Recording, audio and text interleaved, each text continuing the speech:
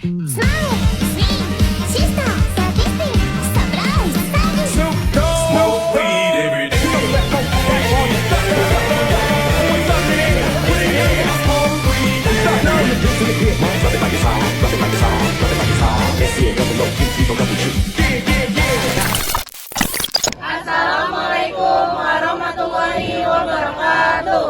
Kami dari kelompok 4, kami di sini akan memperkenalkan diri dan akan menunjukkan kalian video menjelaskan tentang APBN. Sebelumnya, Perkenalkan, nama saya Muhammad Farel Al-Rafiq Jaban. nama saya Khalila Sulfi Salfadila.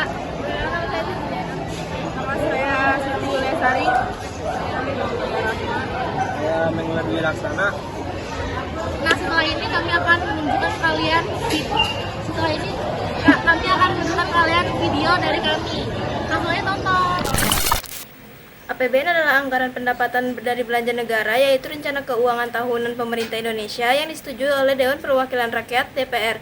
APBN berisi daftar perincian mengenai rencana penerimaan negara dan pengeluaran negara untuk 1 tahun anggaran 1 Januari sampai 31 Desember dan berfungsi untuk mengelola keuangan negara, menjaga stabilitas ekonomi, serta mendukung pertumbuhan ekonomi.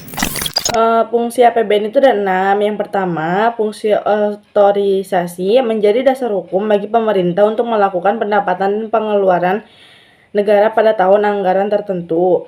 Yang kedua, fungsi perencanaan menjadi pedoman bagi pemerintah dalam merencanakan dan mengelola berbagai macam kegiatan dalam lingkup pemerintahan dan pembangunan pada tahun yang dianggarkan.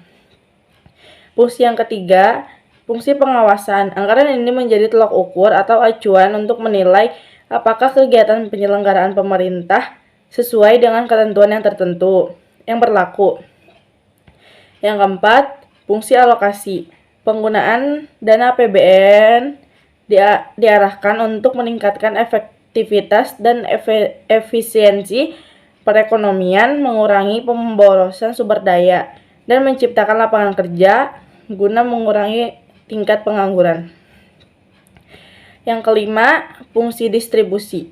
Anggaran negara harus memperhatikan prinsip keadilan dan kepatutan serta mengutamakan pemerataan kesejahteraan masyarakat melalui alokasi dana yang adil antar wilayah dan antar kelompok ekonomi. Yang keenam, fungsi stabilitas. Anggaran negara berfungsi sebagai alat untuk menjaga keseimbangan fundamental dan stabilitas perekonomian suatu negara agar terhindar dari gejolak atau pemulihan ekonomi yang lebih luas. Tujuan APBN. Pertama, pengelolaan pendapatan dan pengeluaran. APBN disusun untuk mengatur keuangan negara supaya ada keseimbangan antara uang yang masuk dan uang yang keluar. Dengan begitu, keuangan negara tetap sehat. Kedua, peningkatan produksi dan kesempatan kerja. Dana yang dialokasikan lewat APBN juga dipakai untuk mendorong kegiatan ekonomi, seperti pembangunan infrastruktur dan program pemerintah. Dampaknya, produksi nasional meningkat dan lapangan kerja jadi lebih banyak. Ketiga, pengendalian kegiatan pemerintah. APBN juga berfungsi sebagai panduan yang terukur untuk pendapatan dan pengeluaran negara. Jadi, setiap kegiatan pemerintah bisa berjalan sesuai rencana dan anggaran. Jadi, singkatnya APBN itu penting banget untuk mengatur uang negara, meningkatkan ekonomi dan lapangan kerja, sekaligus mengontrol jalannya program pemerintah. Jadi di sini saya akan menjelaskan tentang apa itu pendapatan negara, belanja negara, dan juga komponen-komponennya. Jadi pertama-tama saya di sini akan menjelaskan tentang apa itu pendapatan negara. Jadi pendapatan negara adalah semua uang yang masuk ke dalam kas negara dan digunakan untuk membiayai pengeluaran negara. Komponen pendapatan negara itu yang pertama ada pajak. Nah, pajak ini terdiri dari beberapa contoh juga. Contoh yang pertama, pajak penghasilan atau PPh. Yang kedua, pajak pertambahan nilai atau PPN. Yang ketiga, pajak penjualan atas barang mewah atau PPNBM. Dan juga ada bea masuk atau pajak atas impor, bea keluar atau pajak atas ekspor, dan juga cukai. Nah, cukai ini adalah pajak yang dikenakan terhadap barang-barang tertentu yang apabila dikonsumsi itu dapat memberikan dampak negatif kepada penggunanya. Contohnya itu ada cukai rokok ataupun cukai minuman beralkohol. Komponen yang kedua yaitu pendapatan non pajak. Contohnya seperti laba BUMN atau BUMD, terus pengelolaan dari hasil sumber daya alam, terus penerimaan pendapatan dari pelayanan pemerintah ke masyarakat seperti bikin izin usaha, bikin paspor, bikin SIM gitu. Terus yang keempat ada penerimaan dari pemanfaatan aset negara, kayak orang-orang tuh minjem gedung negara, kendaraan negara, jadi itu dia menerima pendapatan dari situ gitu.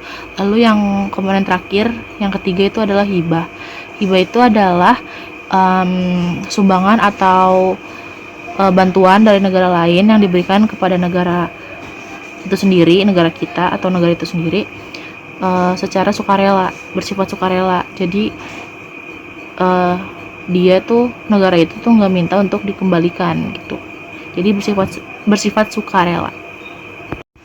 Nah, setelah kita tadi membahas tentang apa itu pendapatan negara dan komponennya, lalu kita akan membahas tentang belanja, apa itu belanja negara dan juga komponennya.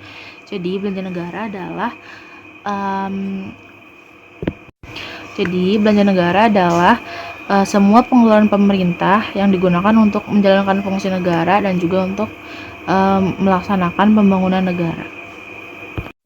Nah, komponen belanja negara itu yang pertama ada belanja pegawai. Itu contohnya kayak gaji dan tunjangan untuk ASN, guru, TNI maupun Polri.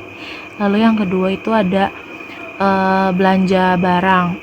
Itu kayak untuk operasional kementerian atau lembaga gitu. Lalu yang ketiga ada belanja modal. Belanja modal itu kayak digunakan untuk pembangunan infrastruktur dan juga pengadaan alat. Yang keempat itu ada pembayaran bunga utang. Yang kelima ada subsidi. Nah, subsidi ini adalah potongan harga dari pemerintah. Contohnya subsidi BBM, subsidi pupuk, subsidi minyak dan lain-lain. Lalu yang keenam ada belanja sosial, itu digunakan untuk bantuan sosial kayak PKH, BLT dan lain sebagainya. Nah, kalau komponen yang kedua itu adalah belanja pemerintah daerah atau transfer ke daerah dan dana desa atau TKDD. Nah, itu contoh-contohnya itu yang pertama ada dana alokasi umum atau DAU.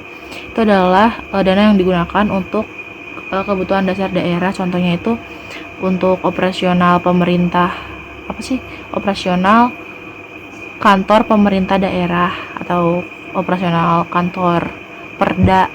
Terus untuk gaji atau tunjangan ASN daerah maupun guru daerah. Lalu yang kedua itu ada dana alokasi umum atau DAK. Nah, itu dia dana yang digunakan untuk membangun proyek-proyek tertentu atau khusus gitu. Contohnya kayak untuk pembangunan rumah sakit daerah, pembangunan sekolah di daerah itu, dan lain sebagainya.